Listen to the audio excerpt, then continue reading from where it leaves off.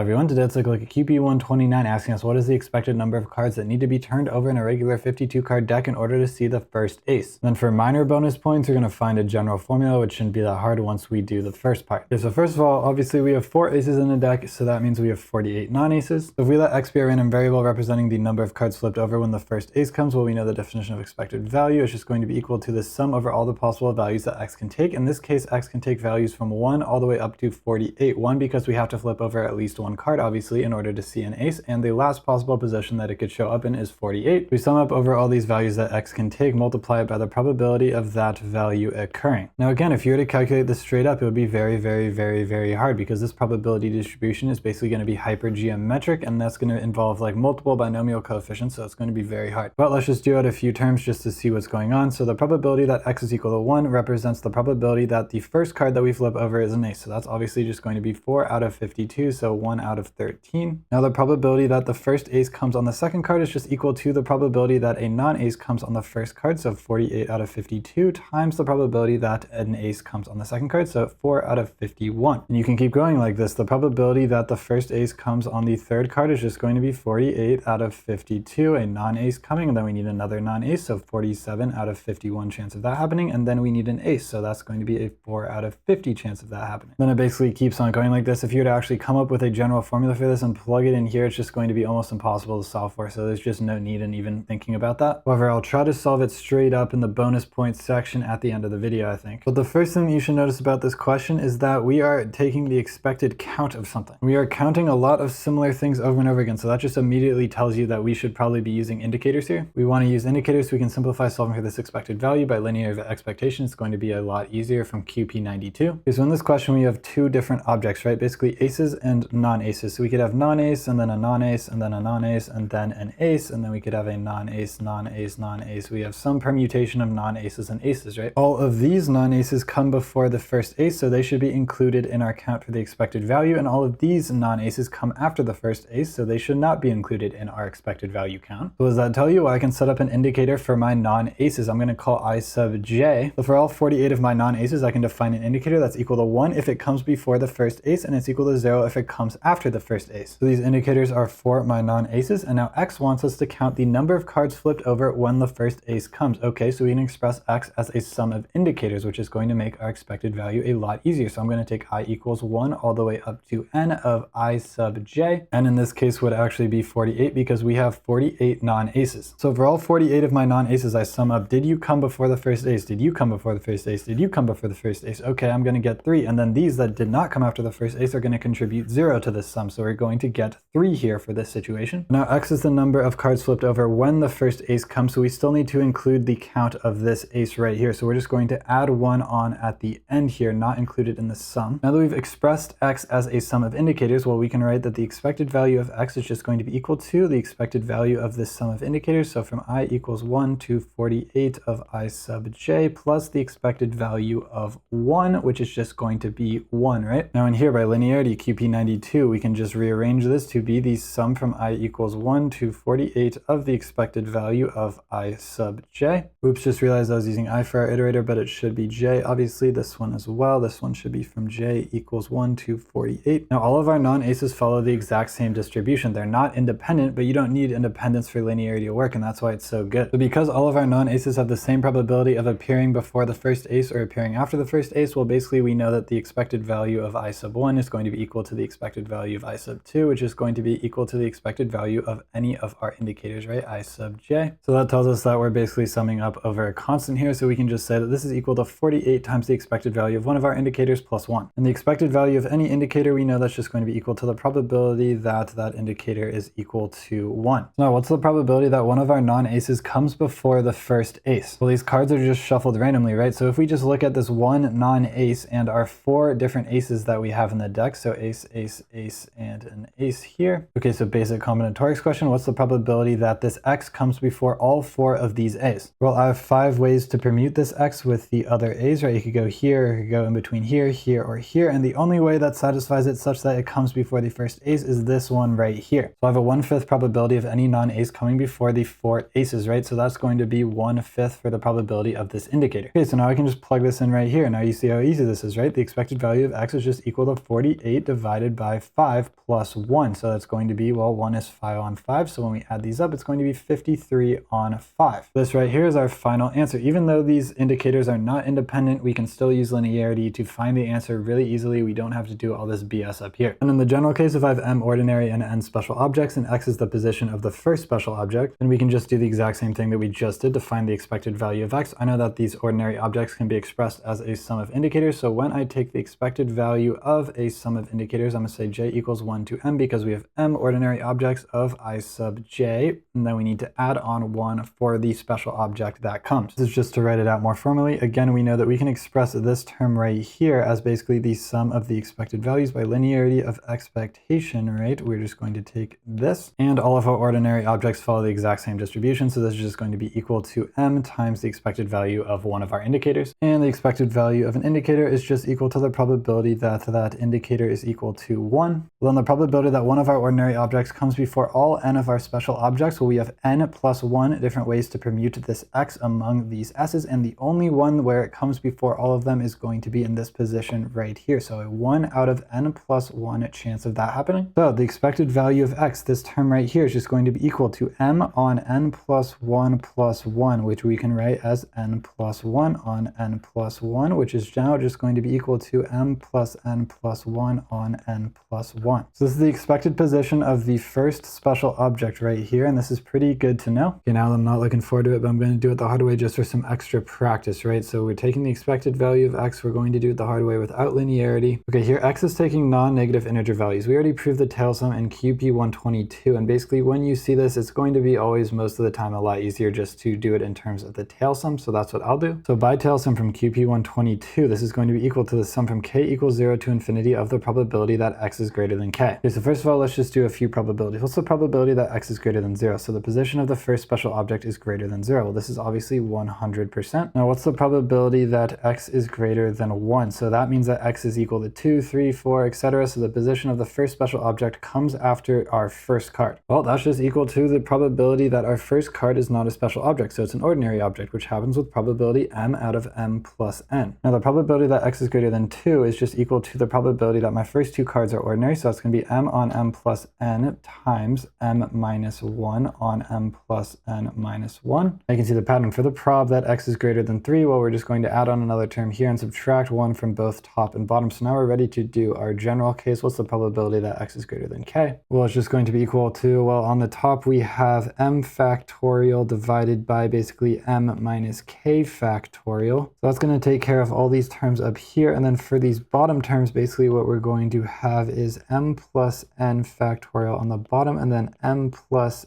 n minus k factorial on the top. Okay, so that appears to check out. Now let's plug this in up here and see what we can do. Basically, we have the infinite sum from k equals 0 to infinity of this term. I plug this in, this is what it looks like. I can pull out this constant out here. It's a constant with respect to our iterator. Now we want to get this in terms of a binomial coefficient because we have a lot of nice things that we can do with binomial coefficients. You notice that if we multiply top and bottom by n factorial, so I multiply this by n factorial on the bottom, and then I'm going to multiply this whole thing by n factorial to cancel that out. Okay, now this term right here is just going to be m plus n minus k, choose n. So m plus n minus k, choose n. We can replace that. Now I can pull this n factorial out of our equation because it is a constant. So now I'm just taking the infinite sum of this value right here. Okay, so now it's looking like we can finesse a hockey stick right here because we have our constant on the bottom, right, QP135. Okay, so now we can notice that instead of taking an infinite sum, basically what we can do is take k from 0 to m. That's just because the probability that the position of the first special object being greater than m plus 1 and anything above that is just going to be equal to 0. So now that we have that, basically what we want to do is re-index here so that we can use the hockey stick identity. So when I re-index here, I'm going to set j equals m plus n minus k. So my new iterator is j. So when k equals 0, j is going to be equal to m plus n. And then when k equals m, j is going to be equal to n. Okay, so now once I re-index this term right here, I'm basically going to be taking the sum over j equals n to m plus n of of basically J choose N. And now it looks exactly like the hockey stick formula. And again, by QP135, hockey stick identity, this is just going to be equal to M plus N plus 1 choose N plus 1, basically.